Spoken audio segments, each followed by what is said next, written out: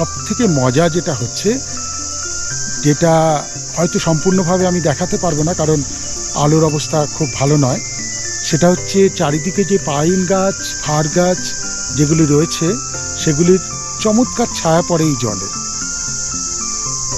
কিছু স্টিল ছবি তুলছি আর কিছু ভিডিও আপনাদের দেখাচ্ছি, যদি আবিষ্কার করতে পারেন। আমি চোখে দেখতে পাচ্ছি, কিন্তু চোখ আর ফটোগ্রাফির মধ্যে একটু তফাৎ আছে।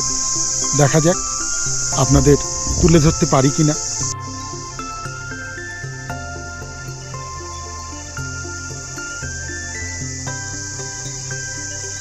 স্থানীয় মানুষের বিশ্বাস, এই লেক এবং সংলগ্ন জঙ্গল নাগ দেবতা রক্ষা করেন। লেকের শেষের দিকে নাগ দেবতার মন্দির। প্রতি বছর 28 থেকে 31শে মে এখানে উৎসব হয়, মেলা বসে। মাইলেন গ্রামের